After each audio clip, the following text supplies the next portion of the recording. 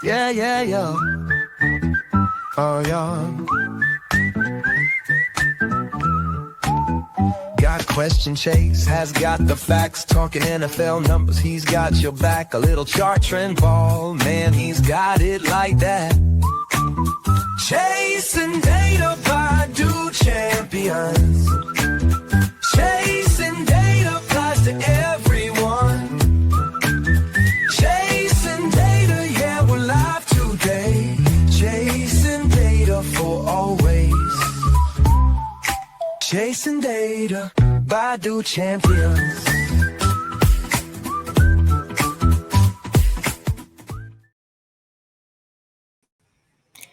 What's up, everybody? Welcome to another episode of Chasing Data. I am obviously Chase, and we are finally back to our normal routine of doing our reverse power rankings and breaking down every roster in the NFL. We're gonna stretch this out and make it last all the way up until kickoff week, opening kickoff in September. We've made it through free agency, we've made it through the draft. And now we know what these rosters are going to look like going into 2025. So if you're new to the show, what my plan is for the entire offseason, like I said, is to break down every roster based on my ranking, starting from the worst and working our way up to the best, all the way to number one. We have about 2 episodes left where we're going to do 2 teams each week, and then we're going to really get into detail with these top 16 or so teams, breaking them down one by one until we get to the regular season. So before we get started, let's bring up this. Let's see. Is this one going to work? There we go. All right. So little thing I do every week is pregame warm up. Talk about the things that are going on in the NFL right now that are not pertaining to the 2 teams that I'm breaking down that week. So let's start at the top. Hunter Renfrow, he's back. He took last year off. A lot of people wondered, including myself, why he had not signed anywhere. He was a above average player in Las Vegas, but then he didn't get any traction last year. It was kind of odd, to say the least. I mean, you look at what he did in his last year in 2023. I mean, he didn't play the entire season, though, but you go back. Let me go back to 2021. Whenever he had 1,000+ yards, 100+ receptions, 9 touchdowns. Come to find out, he was dealing with some GI-related issues last year. He lost, I want to say, like 15, 20 pounds, something like that. He's already a small guy, so him losing that weight definitely put a hurt on him. But now he signs in Carolina, and now that receiver room, or weapon room, I should say, is really starting to peak compared to where they've been over the last, 4 or 5 years. You got Ted McMillan as your 1, Xavier Legette as your 2. You also have Jalen Coker. You have Adam Thielen, who is getting older, but is probably wide receiver 2 actually for now.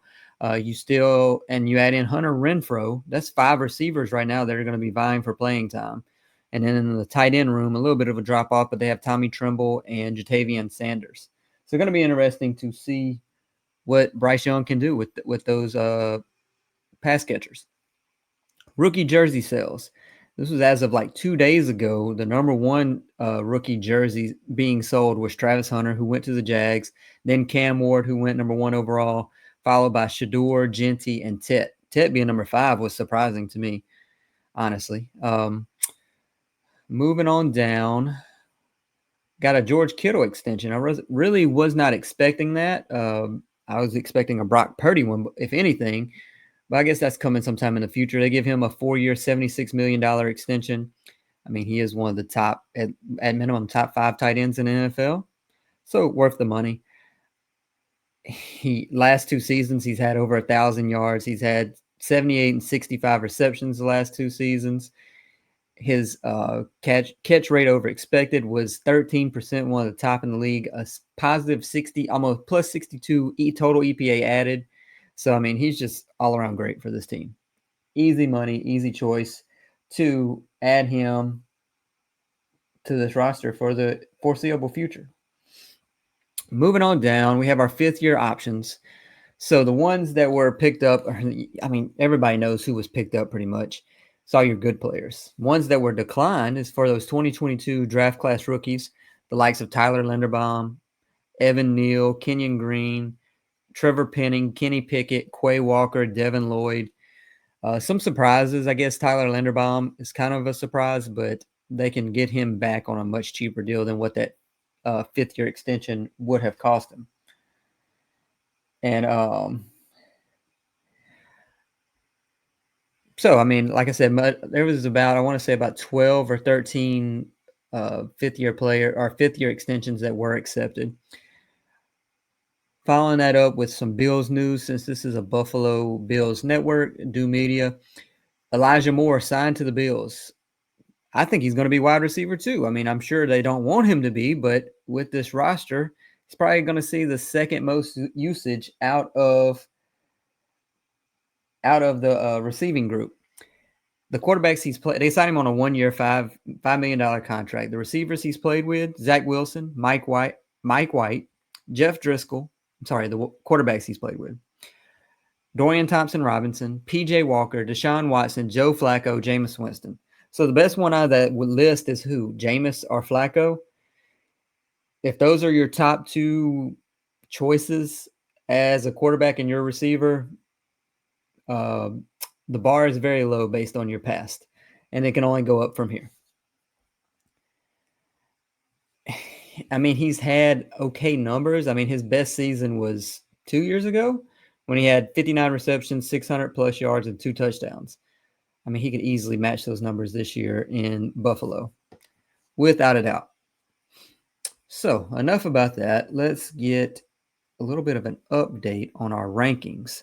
So, this is where we're at coming in to tonight, and this is after the draft. I had to rearrange some things based on what these teams did in the draft. So, we have the Titans still at 32, Browns at 31, Saints 30, Patriots 29, Giants 28, Jags 27, Raiders 26, Jets 25, Panthers 24, Colts 23, Surprise at 22, Falcons at 21, and then the team that took the big leap, I believe I had the Cardinals around 22.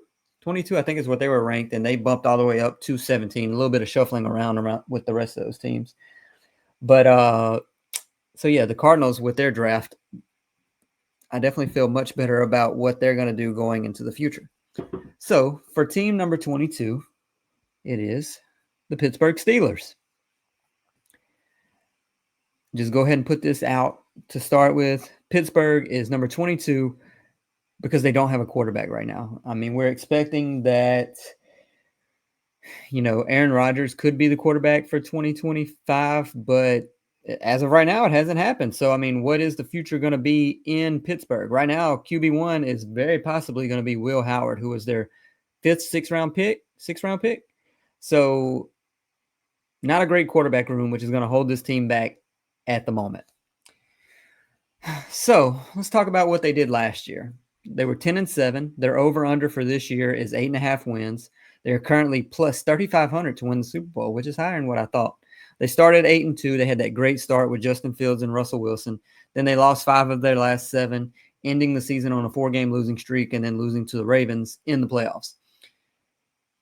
They've had 19 seasons where they've been 500 or better. Mike Tomlin is known as being the guy who has just stayed the course, been 500 or better forever, his whole career. He hasn't won a playoff game since 2016. His career record, 183 and 107. That's around a 64% win percentage. Last time that they had a top 10 point differential, trying to show that they were one of the upper echelon teams in the NFL, was 2020. So we're going on 5 years that they have not been a top 10-ish team. Offense coordinator, probably a problem for this team. Arthur Smith struggled with the offense in Atlanta. Then he gets picked up as the OC in Pittsburgh. When you look back at what he did in Atlanta, he was 12th and 2nd in 2019. Well, no, that wasn't Atlanta, but he was 12th and 2nd as a coordinator in Tennessee, as far as yards per game go. Then since then, he's averaged 24th in yards per game. So he had 2 great years in Tennessee whenever he had the likes of Derrick Henry and A.J. Brown in Tennessee. But now he still had players, but he hasn't produced with his play calling ability. Looking at the Steelers last year, they were 20th in points per game, 23rd in yards per game, 25th in yards per play. They had the 4th worst red zone touchdown percentage at 48%, so less than 1 out of every 2 attempts in the red zone, they were not scoring a touchdown. 4 yards per carry, which was 25th, but they had the 6th most rushes per game. So there's Arthur Smith just putting his handprint on this offense where he is going to run the ball no matter what's going to happen. 26th in pass yards per game, and then they were 5th from the bottom in sack percentage at almost 9%. So the offense was not good. I mean, the only thing that kept his team in games last year was the fact that Russell Wilson only had 3 interceptions. Or they may have had 3 interceptions as a team for the season. Not good. They just did not turn the ball over. So, going to the defensive side of the ball, Terrell Austin's still the defensive coordinator.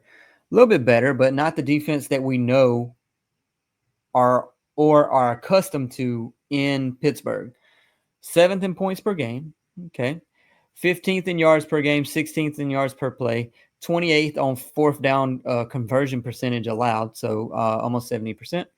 13th in red zone touchdowns, 10th in yards per carry allowed, 11th in rush yards per game, 20th in completion percentage. The run game, you're going to see a theme here. The run game was much better than the pass game as far as the defensive side of the ball for the Steelers. 18th in sack percentage. They had the 2nd most takeaways. Surprising. So let's look what they did in free agency. This is before free agency, but they trade for DK Metcalf, or during free agency, I should say. That was the main thing that they did in free agency. You look at their depth chart here, and what stands out? DK Metcalf, like I just mentioned, they send that 2nd round pick to Seattle. They signed DK to an extension, 4 years, $132 million, which is 3rd in annual average value, which is ahead of the likes of A.J. Brown and Amon-Ra St. Brown. I mean, you can do with that what you want. I don't think he's a better receiver. At the end of that contract, it'll probably look better, but as of right now, it does not look good. 23rd in receiving yards, 992, 66 receptions, 5 touchdowns. So positive 16 receiving EPA. He's just nothing special. To have that big body, he has not lived up to the expectations that we thought whenever he was coming out of college and had that great first season. It's just been the same numbers every single year for DK Metcalf. They also they bring in Mason Rudolph, who I guess is your QB1 if Will Howard's not your QB1. I mean, the only other thing they did on the offensive side of the ball as far as additions go is Robert Woods in free agent, or well, I mean, that's free agency, but that was just the other day. I don't know if he has anything left in the tank. So as far as free agency signings go on the defensive side, they didn't do anything but Darius Slay, a 1-year, $10 million contract. There's no one else on this. Juan Thornhill, I mean, nothing. Brandon Eccles, nothing to write home about. Darius Slay had his worst season since 2020. I guess he's still serviceable, but the age is definitely creeping up on him. So you got to look to, when you're looking for good additions for the Pittsburgh Steelers, you got to look at the draft. The draft is the only thing that they've done of note besides DK Metcalf. You know, in the first round, they take, let's look at their draft picks here. Front and center, Derek Harmon. I had him ranked as defensive tackle number 4 behind Mason Graham, Kenneth Grant, and Walter Nolan. He is compared to Leonard Williams. He's going to get a good bit of playing time, I would assume. I don't know. Cam Hayward's still there, but Cam Hayward's age is going up and going up fast. He stacks and sheds easily. He's quick and strong to go to the B or the A gap. He's got long arms. So solid defender up the gut of that defense, that front 4. Like I said, they did not have a 2nd round pick because they traded that away to acquire DK Metcalf. They took their 3rd round pick, right of center, Caleb Johnson. running back out of Iowa. He compares to DeMarco Murray. He was 67th overall in my rankings. He was RB7, so down on the running back board. But I mean, he's a big guy for sure. He's All-American, had over 1,500 yards, 21 touchdowns, 6'1", 224 pounds. Very easily could be RB1 because Jaylen Warren has not shown any reason to make him RB1. I mean, he's had the opportunities whenever they were kind of doing a running back by committee between he and Najee Harris, and he never took the bull by the horns, I should say. Fourth round, they take Jack Sawyer out of Ohio State. He had a career high 9 sacks last year. Fifth round, Yahya Black. Sixth round, Will Howard, like I mentioned earlier. His floor is a high-end backup. Could he be better? Depends on the system he's in. I don't have high hopes whenever you look at the fact that Arthur Smith is his offensive coordinator. Doesn't bode well for Mr. Will Howard. So let's go back to that depth chart. You can see colored in pink, purple, whatever color you want to call that. They mostly add on the defense. The only offensive additions in the draft were Will Howard and Caleb Johnson, who could both be starters come week 1. Is it going to happen? Not really sure, but we will find out. So, subtractions. They lose QB1 and QB2. Russell Wilson and Najee Harris are both gone. Sorry, Russell Wilson and Justin Fields are both gone. Justin Fields moves on to the New York Jets. Russell Wilson goes to the New York Giants. I literally just realized they both went to New York. So they're both gone. Like we said, Will Howard may be QB1. Najee Harris is gone. He is Mr. Consistency. We'll get into his stats in a minute, but man, it is the same thing every single year from Najee Harris. They cut Preston Smith. They saved $13 million by cutting him. Once they got him on the roster, nothing of note really happened. 32 tackles, which is his career worst. 4.5 sacks. His worst was 4, so it's near the bottom. 9.1% quarterback pressure rate, which was the worst of his career. So down year all across the board. Larry Ogunjobi, gone. Now with the Buffalo Bills, Preston Smith is still available, I believe, but I don't think anyone's wanting him. Surprised Larry Ogunjobi got another chance in Buffalo. Just depth for that team, I do believe. So going into their strengths of the Pittsburgh Steelers. Not a lot, but we do have 2 quote-unquote wide receiver ones. Will they stay wide receiver ones? Will they stay friends? I'm not even sure. Will they stay out of the boxing ring, off the field, on the field? And that is DK Metcalf and George Pickens. Those 2 definitely both have the ability to be a number 1 receiver, which is good for whoever is going to be under center, whether that be Will Howard, Mason Rudolph, or Aaron Rodgers. Unsure of who is going to be, but it will definitely help the fact if they can both be great teammates. Let's just put it at that. But having both of them, they are kind of duplicates of each other. So it kind of makes me wonder, did they bring in DK Metcalf to kind of test the waters on possibly moving on from George Pickens after this year or trading him during the season? I mean, I could see by week 6, if things aren't going well, especially in the passing game or the team in general, George Pickens may be the odd man out, especially since they brought in DK. They're definitely committed to him for the future. So they may try to strike a trade while they can.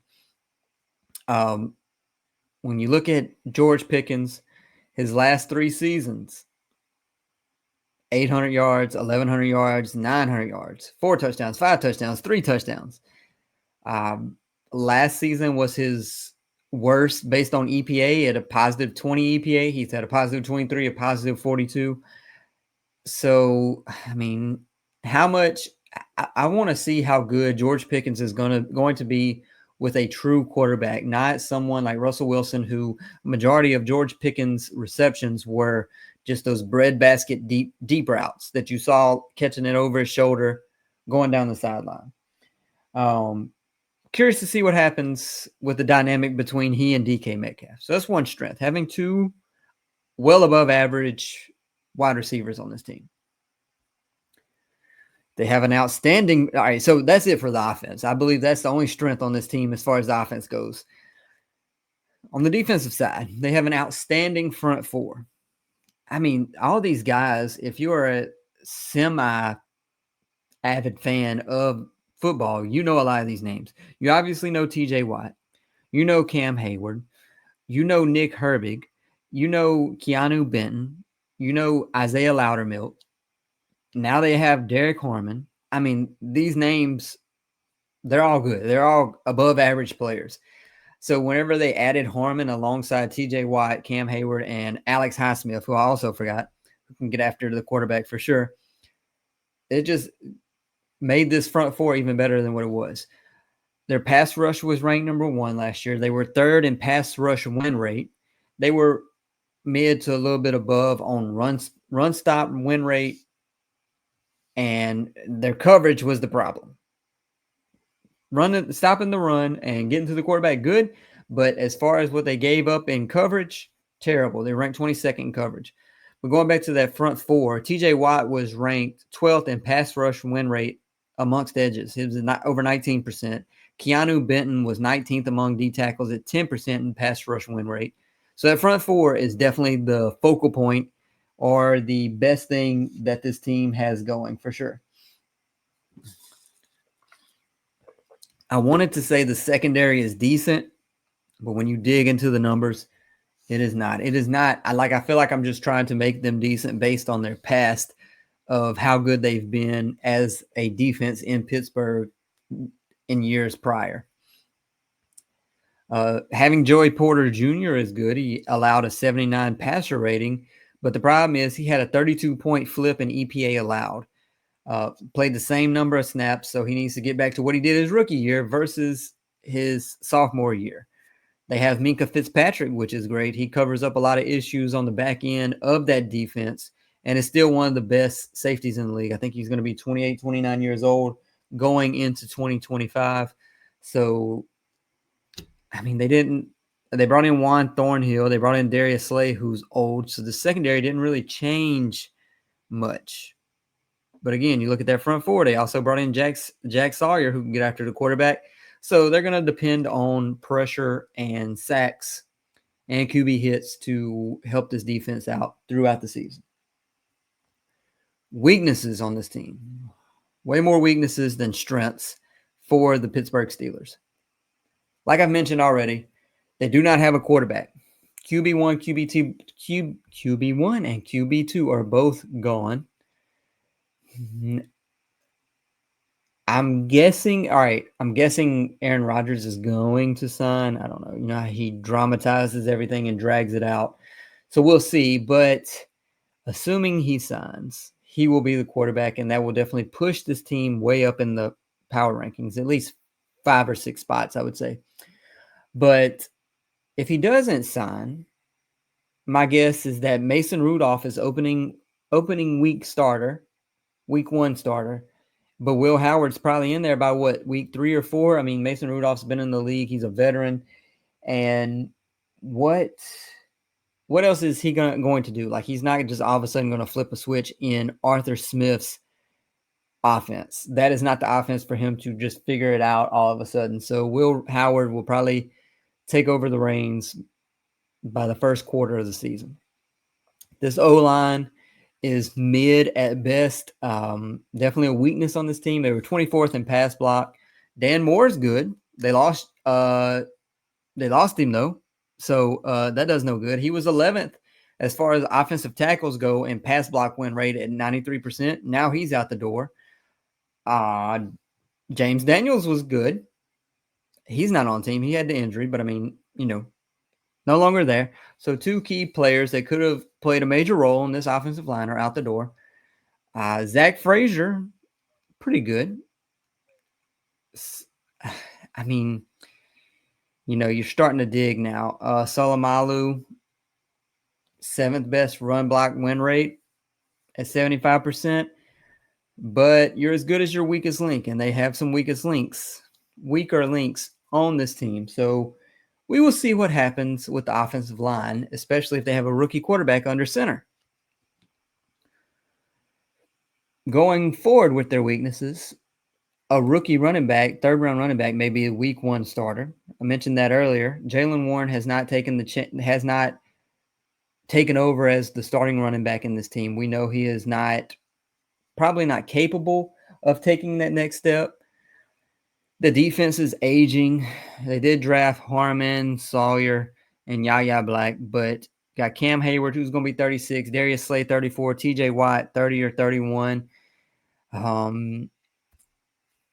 It's just, especially with Cam Hayward getting older, you look at the fact that they allowed 3.7 yards per carry with Cam Hayward on the field, which is second best in the league.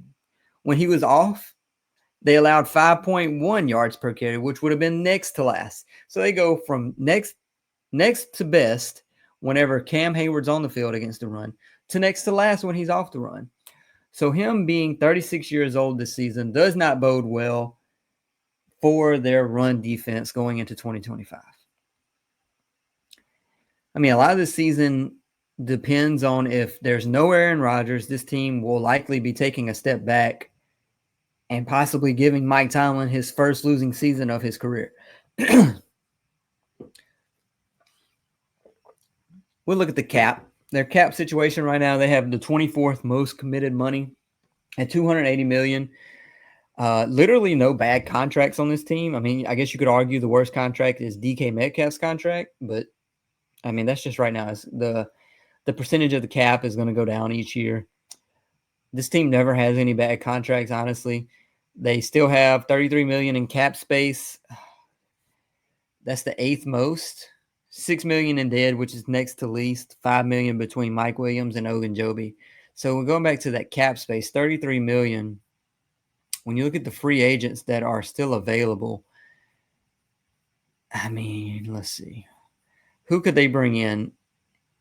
Asante Samuel, that would be a great addition, especially to the secondary. I mean, he was the 30th overall ranked free agent, still available. Mike Hilton, bring him in. I mean, they need help on this defense. Brandon Scherf, J.K. Dobbins, do more of a committee. I don't think that's going to happen because they do have Kenneth Gainwell that they brought in free agency. Jedrick Wills, Will Hernandez, help out that offensive line. So, I mean, there's a few options. Asante Samuel would be the one that I would go after first and foremost if I am the Pittsburgh Steelers. But I am not them, and they are not me. So, good luck to them with their currently constructed defense. Looking at their schedule, we will actually find out when they play these teams. I believe on May 14th is when we will find out the actual schedule. So as of right now, I'm going to go by face value, breaking down their home and away games and give an estimate or what we think could happen in these games. Baltimore, at best, they're going to split these games, but I don't know if that's going to happen. Cincinnati, we'll say split. Cleveland, they should win both of those. Cleveland is full rebuild or should be full rebuild. Buffalo, a loss. Green Bay, a loss. Colts, winnable. Dolphins, toss-up. Vikings, a loss. Seahawks, toss-up. All right, going to their away schedule. We already discussed Baltimore, Cincinnati, and Cleveland. The Bears, a toss-up. Lions, a loss. Chargers, probably a loss. Patriots should win. And the Jets, they should win. That right there, even with Mason Rudolph, Will Howard as your quarterback, that's going to get you around 8-9, 9-8 as a floor. Should be.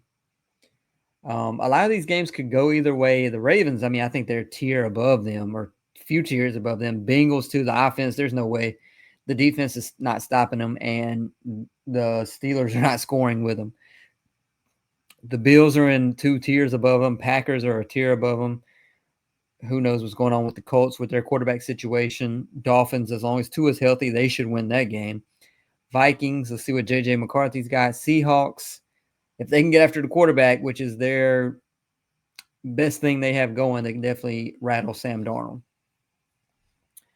The Bears, they have probably one of the better rosters in the NFL. It's just a matter of putting it all together. The Lions, they could go 17-0. I mean, their roster is great, especially with having a healthy defense. The sky's the limit with them. Chargers should be a little better. Maybe. I don't know. Yeah. Patriots, rebuild. Jets, possibly no quarterback. So if you're just joining the show, just a quick recap, looking at who's the top players on this Steelers roster. You have the likes of George Pickens, DK Metcalf, and that's it on offense. That's two top players, and that's all you got on offense. Everybody else is average at best. Look at the defensive side of the ball. They have more players to write home about. They have TJ Watt. They have Cam Hayward. They have Minkah Fitzpatrick. You could argue Joey Porter Jr. is above average. So they have more on the defense, which is going to carry this team if this team is going to win games in 2025.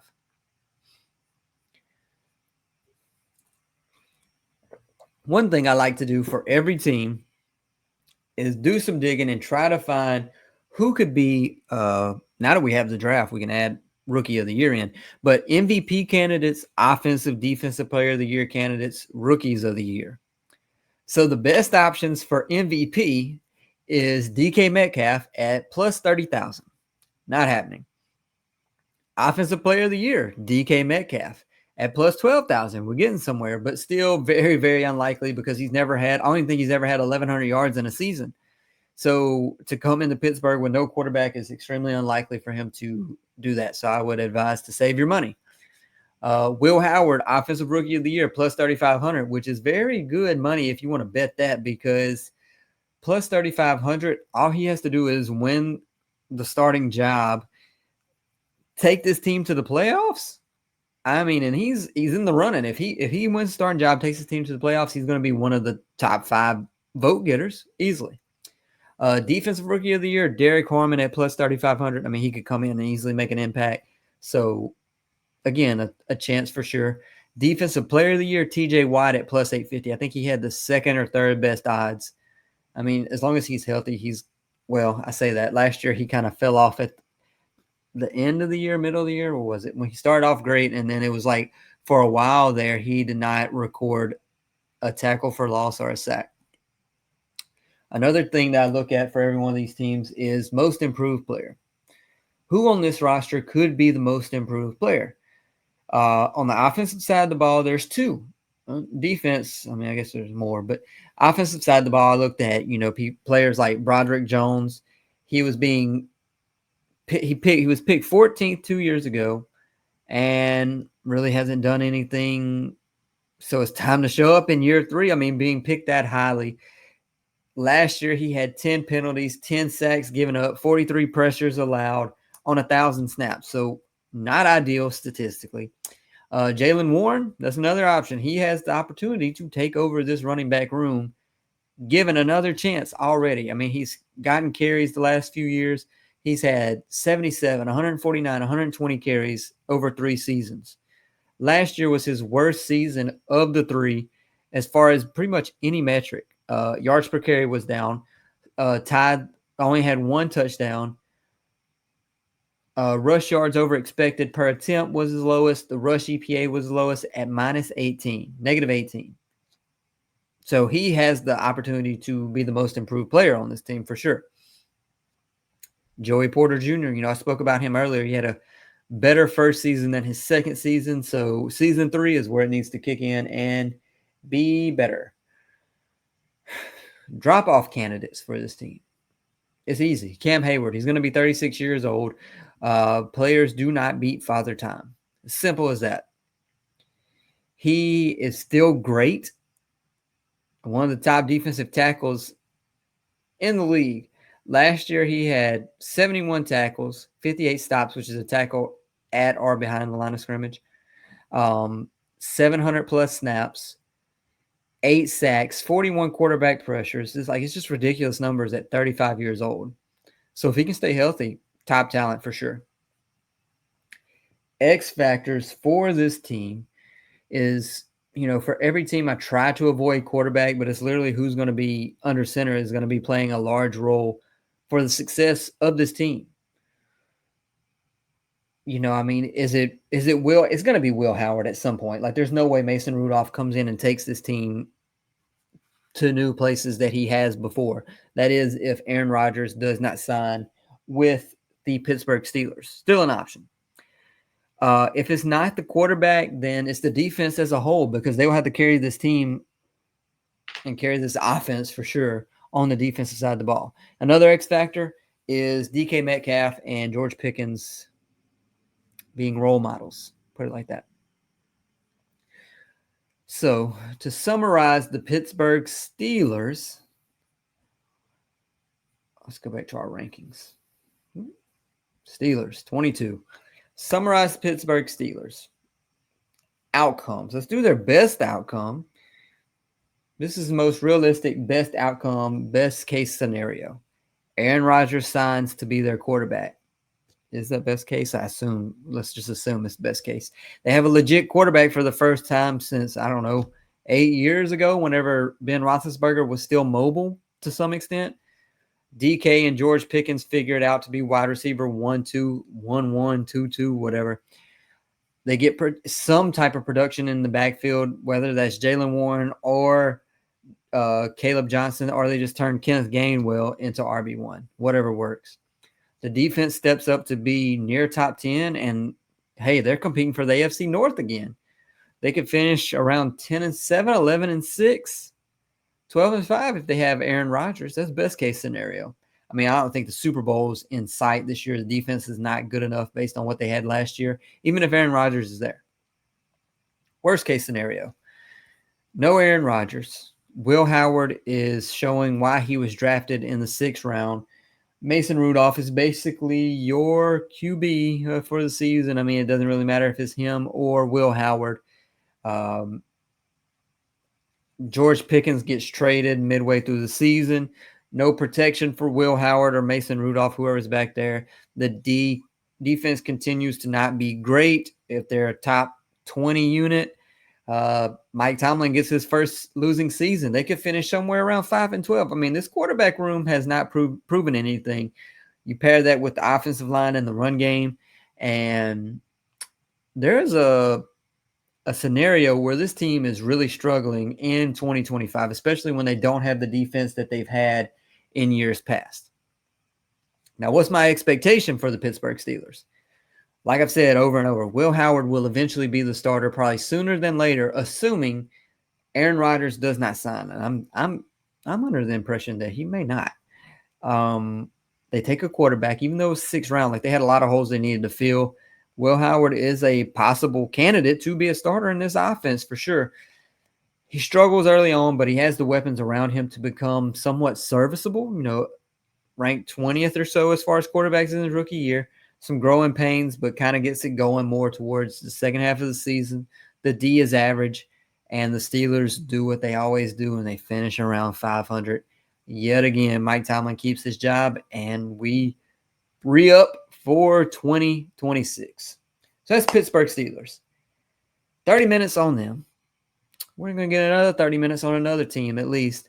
And we will do them right after we have a message from our sponsors.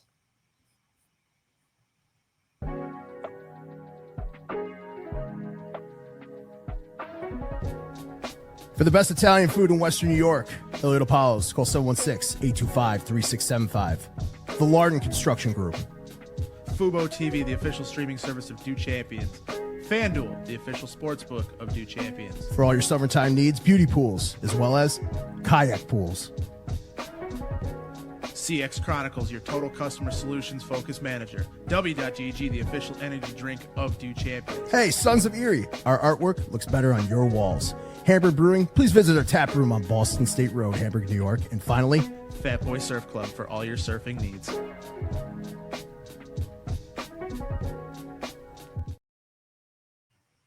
All right. So now we are going to get into our second team of the night. Kind of gave it away a little bit earlier, I do believe.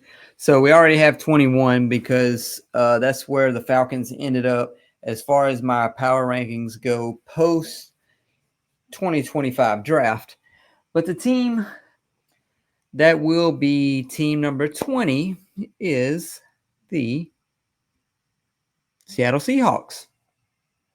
They have a lot going on, a lot A lot of moving parts in this offseason. They got rid of DK Metcalf to the aforementioned Pittsburgh Steelers, who we just broke down in great detail. And they have Mike McDonald, their coach, that's going into his second season. So let's talk about what they did last year. Another 10-7 team like the Pittsburgh Steelers, the same over-under, 8.5. They have much worse odds to be the Super Bowl champions versus the Pittsburgh Steelers. Why? I don't know. Pittsburgh Steelers were plus 3,500. The Seattle Seahawks are plus 7,500. Seems like a big stretch or a big gap between the two teams when they have the same over-under. And the Seahawks are in the NFC, where there's not as many big team names. Yes, you have the Eagles and the Lions, but after that, who is it? The Rams, who could be done after one injury to Matthew Stafford. I just don't get that gap in odds. Anyways, plus 7,500 to be the Super Bowl champs. Last year, they started 4-5. They won 4 straight, and they finished the season 10-7. But a big thing was that they had Geno Smith under center. Not who it is this year. We'll get into that in a second. Head coach, Mike McDonald, for a second year. Offensive coordinator, they bring in Clint Kubiak, which does not make a lot of sense to me. He has only been an offensive coordinator 2 years. Both times he was offensive coordinator, he was out after year 1. He was ranked 12th and 21st in yards per game in those 2 years. So, not a home run talent for sure. But looking back at what the Seahawks had in their offense last year, they were 17th in points per game, 15th in yards per game, 12th in yards per pass. On third down conversion percentage, they were 21st. They ran the ball the 5th least in the NFL. Well, sorry, percentage of plays 5th least. They were the 3rd least amount of runs per game in the NFL. But they were 17th in yards per carry at 4.2. They just did not want to run the ball. So, I mean, I could see you getting rid of your offensive coordinator for that reason. So, Clint Kubiak's here. You're going to see a lot of play action for sure. You saw that with the Saints last year. 96 yards per game. 4th worst in the NFL. Part of that was due to the fact that they didn't run the ball. Because, like I said, they were average as far as yards per carry. They had the 5th most passes and the 5th highest completion percentage. Again, that is with Geno Smith. 7.4 yards per pass, 6th in pass yards per game, 8.4 sack percentage. That offensive line was not the best. That's in the lower third of the NFL last year. Defensive coordinator, dirty. 2nd year. Basically, it's Mike McDonald, though. Let's just assume it's Mike McDonald. He's calling the shots as far as defense goes on this team. The defense was underrated, in my opinion. You know, I don't hear a lot about the Seattle defense, led by Leonard Williams also. But they were 13th in points per game allowed. They were average in yards per game, 11th in yards per play, 6th on 4th down, allowing just 50% conversion percentage, 7th in red zone touchdown percentage, 23rd in yards per carry, so a little on the lower end there. 14th. They were around average or a little bit better in almost every category when you look at their defense, which is good, especially for a first year in Mike McDonald being there. So moving on. Let's look at their additions. Let's go to their depth chart. So blue is players that are already there. They were already there. The orangish yellow gold color is free agents that they signed. And the purplish pink are draft additions. So the main addition is QB1, Sam Darnold. We'll get into what they did with Geno Smith in a moment, but Sam Darnold signs what is said to be a 3-year, $100 million, but it's only $55 million guaranteed, and $17.5 million of that is when he's on the roster for 2026. So there is a quick out route for the Seattle Seahawks if Sam Darnold does not come in and produce like he did in Minnesota. That contract is 19th in average value. So, I mean, paying him 19th over 3 years for average value is reasonable, especially when you have an out option after year 1, basically. They also added Cooper Kupp. We'll talk about him in a moment. Marquez Valdez-Scantling. Drew Lock is QB2. Well, maybe I say QB2 based on this depth chart, but this depth chart, don't know if I agree with it. DeMarcus Lawrence comes over from Dallas. I think he's still got something left in the tank, but we shall see. Outside of that, there's no one else that they really added in free agency. Besides those that they re-signed, like Jaron Reed, 3-year, $22 million contract. He had 45 tackles, 4.5 sacks, 40 QB pressures last year. Ernest Jones, who once they traded for him, he was an immediate impact player on this defense. We know Mike McDonald wants to have his certain type of linebacker, like he had Roquan Smith in Baltimore.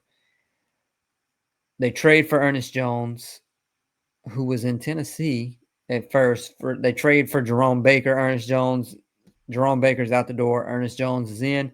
He played better as of late, and like I said, we know how Mike McDonald loves his linebackers. 3-year, $29 million contract. Great money for Ernest Jones. Then we look at their draft. They really made some great picks, in my opinion, in this draft. Kind of hard to see who's who in this picture, but this is the only picture I could find that had everyone included. Center all the way to the left, their first round pick. This was mocked in a lot of drafts, including, I believe, my own. And they took Gray Zabel, the Swiss Army knife, as far as offensive linemen go. He had 41 games over 5 seasons, starting at left tackle, right tackle, left guard, right guard. His comparison for NFL players, Elgin Jenkins for the Packers. I had him as the number 1 overall rated guard in this class. Depends on what you want to put him as, guard, tackle. But I had him ranked 15th overall. So good pick by the Seahawks. Definitely need to beef up that offensive line. He has lower body explosiveness. He can recover well whenever he's beaten. You can plug and play him pretty much anywhere, as you've seen in his college days. Second round pick. They had 2 because they traded away DK Metcalf and got a second round pick for the Steelers. So one of those 2 picks, they get Nick Emenwari, who, where is he at in this picture? Is he right above? Yeah, that's him. Right above Gray Zabel on the left side. I had him as safety 2 behind Malachi Starks, but that was a very close comparison. Had him ranked 31st overall. His comparison to the NFL player is Derwin James Jr. That's a lot to do with the fact that he is an athletic freak, as he showed at the combine. He was only one of 4 players, 6'3" or taller, who topped 40-plus inches in his vertical and also ran a sub 4.4 since 2003. One of 4. That's it. He closes quickly on the ball. He blows up screens. He matches up well with tight ends. He can press and run with the slots. He had 4 interceptions and 2 touchdowns last year at South Carolina. Long arms to compete for 50-50 balls. And he led South Carolina in tackles 2 of the last 3 seasons. So, amazing athlete. Can he take that athleticism and translate it to the NFL game? That second round pick that they had, they took Elijah Arroyo. I had him ranked as tight end 6, but that's due to the injuries. He could be tight end 2, 3 by the end of this, possibly even 1. His comparison's Trey McBride. I had him ranked 68th overall, but again, that is solely due to his injuries. Last year, he had 16.9 yards per catch. He can catch the ball away from his body. He holds on to the ball whenever he's taking a big hit. Not the best blocker, but he's out there to be a pass catcher. 35 receptions, almost 600 yards, 7 touchdowns at Miami last year, played with Cam Ward. Curious to see what he does in this offense, especially when Noah Fant is currently your tight end 1. Elijah Arroyo could be that soon. Third round, they take pictured at the top, Jalen Milroe out of Alabama. This is one of probably the widest range of outcomes for any quarterback in this draft class. The negatives is that he had an underwhelming 2024. He's an inconsistent passer. He had 39 touchdowns, but 17 interceptions, which is not ideal in college football. The pros is he's also an athletic freak. He's an extremely dangerous runner, 20 rush touchdowns, over 700 yards on the ground. You do see him flash at times, driving the ball into tight windows. He can layer the ball, put it in the basket downfield, basically. So it's just a matter of what he can do to build himself up as a passer in the NFL. 5th round pick that I really love, Torrey Horton. This guy, if he would have stayed healthy in 2024, he probably would have been a 3rd round pick, but they get him in the 5th round. And then they also take Riley Mills in the 5th round as well. Going back to their depth chart. I mean, there's a lot of purple in here, a lot of pinkish purple. We'll talk about a lot of them. Players that they lost, though, and this is why they're still ranked 20th and not higher, because they did lose some talent in the offseason. They lost DK Metcalf, who we talked about earlier. They traded him away. They cut Tyler Lockett, saving $17 million. He was like, 2nd in reception, yards, touchdowns in franchise history. Last year, he had 49 receptions, 600 yards, 2 touchdowns. They cut Draymond Jones. He saved $12 million. He had just 4 sacks, but 38 quarterback pressure. So some talent going on that front 4 for sure.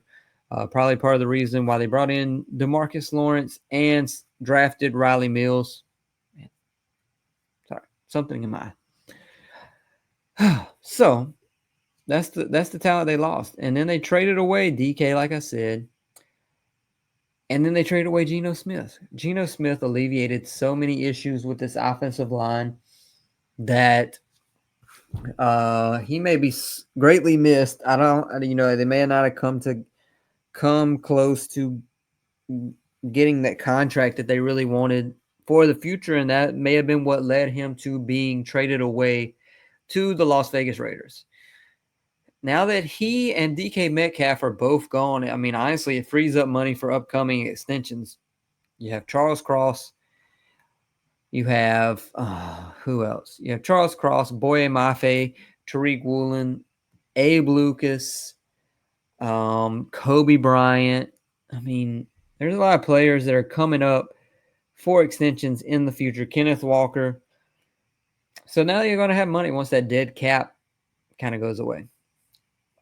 Strengths of this team. Offensive playmakers. They did improve over the last few weeks with the draft and at the end of free agency, because it was just Jackson Smith and Jigba and me out there catching balls from Sam Darnold. So to get Cooper Kupp, I would say it's an average signing, but that's, again, due to his health history. I mean, I hope he can do more this year. I'm not really banking on it, but, his injuries have really held him back in the past few seasons, to say the least. I mean, he's played 12 games, 9 games over the last 3 seasons. So in the last 3 seasons, he's missed 5, 10, 18 games. So that is basically a third of the season. You can probably count him out. I mean, he is amazing when he's on the field. Still 800 yards, 60 to 70 receptions in those games, 5 or 6 touchdowns. Consistency. He was a Triple Crown winner 4 years ago, just 4 years ago. 145 receptions, almost 2,000 yards, 16 touchdowns. Led the league in all 3 categories. So if he can stay on the field, obviously a huge boost to this pass-catching room. Jackson Smith and Jigba, I mean, we know how good he is. We don't really have to talk about him just yet. They drafted Torrey Horton. Going to be an amazing talent. I mean, like I said, he's a big body that you can get the ball to. He was drafted later just solely due to his injury history, and could be wide receiver 2, depending on what happens with Cooper Kupp. He's definitely probably going to be wide receiver 3, potentially. Marquez Valdez-Scantling is probably going to be in some 4 receiver sets. He's going to be a deep ball threat. They drafted Arroyo. I mean, Jackson Smith and Jigba last year, he had 100 receptions, 1,100 yards, 6 touchdowns. And that usage, is definitely just going to go up.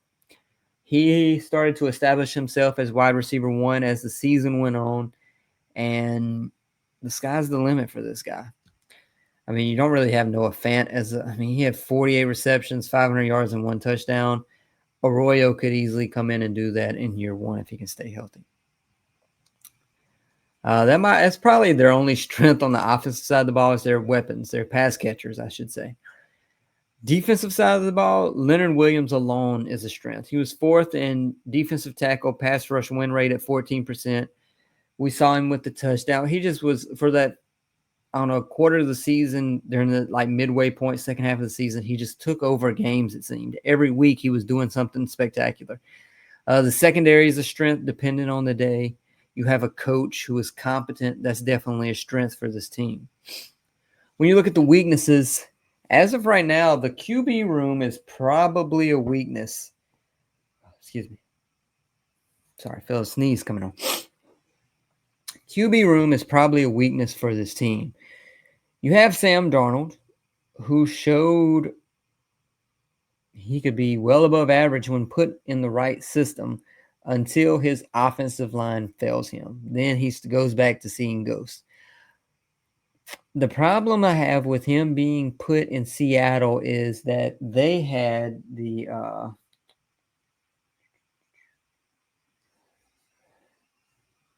let's see, one second.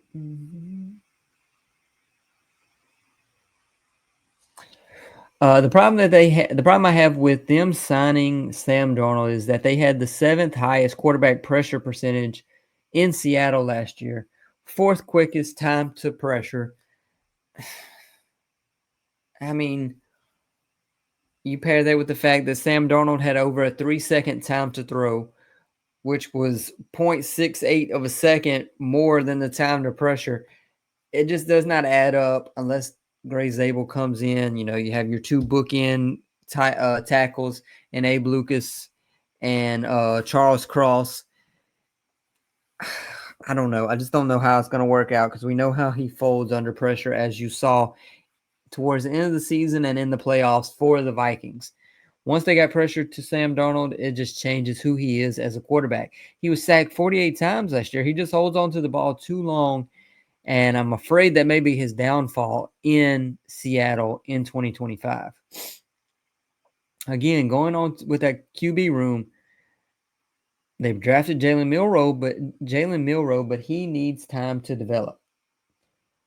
I hope he doesn't get thrusted into the starting role because Sam Darnold is just god-awful due to pressure. I'm hoping I'm wrong about the pressure that he's going to see on the field. And then you add that all up with them losing Geno. It's just the QB room is – I'm not convinced just yet. Let's just put it like that. I'm not convinced that this team can be led by these quarterbacks, and that is the majority of the reason of why they are ranked 20th in my power rankings. Is the instability with that QB room.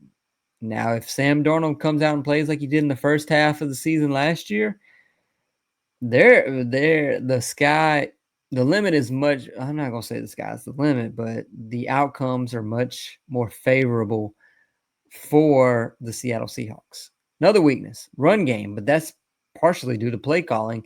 5th worst rush yards per game under 96. They were at 95 per game.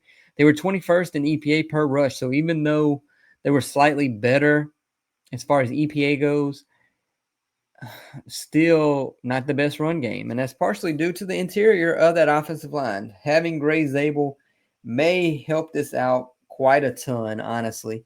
They had 47 explosive plays on the ground, which is a 10-plus yard rush, which was average. Stuff percentage at 20%. So it was either a home run play or getting hit at or behind the line of scrimmage, which is what a stuffed play is. 20%, which was the 3rd worst. So 1 out of every 5 plays, they're either getting tackled at or behind the line of scrimmage. 1.06 yards before contact per attempt. So on average, their running backs were getting 1 yard of open field before being contacted.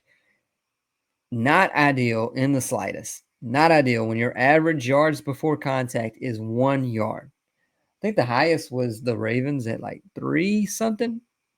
3 times as much. When you look at their running back room, Kenneth Walker, 3.7 yards per carry. 16 minus 16 rush yards over expected. Zach Charbonnet actually had better numbers statistically when you look at the advanced metrics. Well, some of them, I should say. He did have 4.2 yards per carry, positive 73 rush yards over expected. They both had minus or negative 16 and 15 rush EPA. So again, it's just not it's not looking good in that backfield.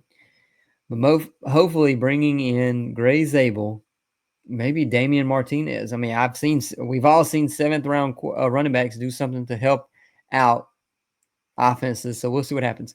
Weaknesses on the D is not really many because, like I said earlier, they were average or slightly above average in most statistical categories. Ochena Nwosu being there is a weakness. He's still there. Yeah. Yeah. No, I don't even see him on the depth chart. They were the good is that they were 8th in EPA per pass. They had the 6th highest quarterback pressure percentage at 36%, 10th highest sack percentage. Problem was they can't tackle. They gave up 2nd most yards after the catch at over 2,200. 4th lowest stuff percentage. So, I mean, they were good at certain things, but they weren't really getting in the backfield when teams were running the ball. Defense could take another step this year, especially second year under Mike McDonald. And then adding DeMarcus Lawrence, Nick Emenwari. I mean, he could come out and be Defensive Rookie of the Year. But when you look at the stats of the defense, Leonard Williams was the focal point. 53 stops, 64 tackles, 50 QB pressures, 11 quarterback pressure percentage, 11 sacks. Career high for him. He had that one interception that he ran back a good ways, I want to say, if I remember correctly, in the second half of the season. I mean, Ernest Jones is a good defensive player, especially in the middle of the field. Mike McDonald has found his linebacker of the future. The interior offensive line, going back to the offense, sorry. The problem was the interior of that offensive line. Like I said, they have their bookend tackles in Charles Cross, who was 16th in as far as offensive tackles go and pass block win rate, 92%.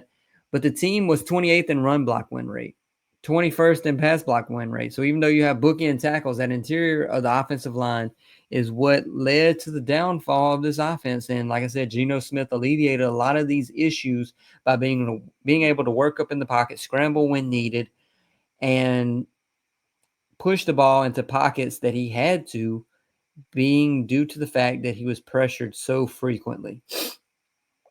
The pass block, I mean, anywhere you look, their pass block was just not ranked well. They're ranked 26 per PFF. The run block was ranked 24, so nowhere was great.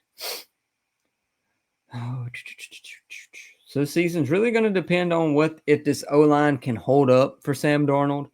Another thing that I'm curious about is, are we going to get part 2 of the Matt Flynn, Russell Wilson saga? You know, it's not exactly the same, but it's somewhat similar. You know, they paid Matt Flynn the big money after he had that one great game in Green Bay when he came in, and what was it, like 5 touchdowns, 450 yards or something. They give him the good contract, and then they draft Russell Wilson the same year, 3rd round. Russell Wilson comes in, wins the starting role, and never looks back. Hall of Fame career thereafter. Could the same thing be happening with Sam Darnold and Jalen Milroe? I don't believe anyone expected Russell Wilson to be the starter, and then momentum just continued to gain, and he was the starter by week 1. Jalen Milroe will definitely have to come in and just show something he has not shown as far as passing ability in training camp, rookie mini camp.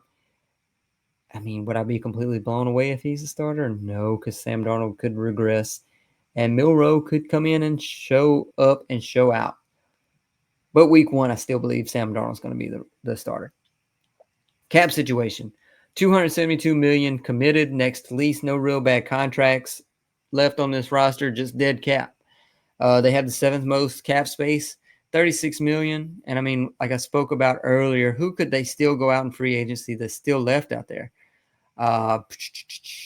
Do they want Asante Samuel? I don't think. I think their secondary is set as is. Who else could they get? Brandon Scherf to kind of shore up that interior offensive line. Not J.K. Dobbins. I mean, there's not really many players. Julian Love is great. They drafted Nick Emenwari. Kobe Bryant's good. I mean, there's not, I mean, a lot of the players that are left are defensive players. I don't think they really go after anyone that's left in free agency. I think they roll with this team that they have into the 2025. Problem is they have the second most dead cap in 2025 at $67 million. DK Metcalf, Draymond Jones, Geno Smith, and Tyler Lockett make up 62 of that $67 million. So let's get on through the Seahawks. Their schedule, looking at this from a very outsider perspective, topical view. Arizona, they could split the season series. The Rams, they could. Rams may take both, depending on what Matthew Stafford's doing. They could split the season series with the Niners, though. Niners definitely have taken a step back last year, probably going into next year. Houston, that if they can get to the quarterback, they can win that game. Indy, they should win. New Orleans, they should win. Tampa Bay's offense is on another level. Minnesota, I don't think so either. Looking at away, we already discussed Arizona's Los Angeles Rams, San Francisco Niners. They could beat the Falcons for sure. They could beat the Panthers for sure. Jacksonville, they should beat. Titans, they should beat. Washington, I don't know. Pittsburgh, they should beat. Again, we're looking at roughly 8 or 9 wins, just quick run through of the schedule. And the NFC West is just like a free-for-all. As far as who's going to win, that's probably one of the more closely matched up divisions. I want to say the Seahawks are plus 500 to win the division right now. They do have the worst odds are equal to the Cardinals, but anything's possible. We saw what the Rams did last year. A lot of people expected them to take a step back, and they did not. So top players on this team, I mean, you look at the likes of Jackson Smith and Jigba, who we spoke about earlier, and Leonard Williams. That's the 2 top players. Like I did earlier with the Steelers, MVP candidates for this team, Sam Darnold's MVP candidate plus 6,000. I mean, you don't think it's going to happen. Jalen Milroe, Offensive Rookie of the Year at plus 4,000. If he can come in and win the starting job, again, it's like Will Howard, who is plus 3,500. Jalen Milroe comes in, gets them to the playoffs. He's a top 5 contender. Quarterback, automatically top 5 contender for Offensive Rookie of the Year. Because, I mean, you look at the likes of the other quarterbacks. Who else is going to lead their team to the playoffs? Cam Ward's probably not. Jackson Dart's probably not. So it's possible if you're Jalen Milroe. Nick Emenwari plus 2,800, Defensive Rookie of the Year. That's a good buy-in for me right there. Jackson Smith and Jigba plus 5,000, Offensive Player of the Year. Don't think it's happening. Leonard Williams at plus 6,000. I thought that was very low odds, very high, bad odds for him being based on the season that he had last year. Most improved player candidate on this team is Cooper Kupp, and that is solely due to his health. If he can come out and be healthy, this guy could put up 100 receptions, 1,000 yards, 10 touchdowns. Great season.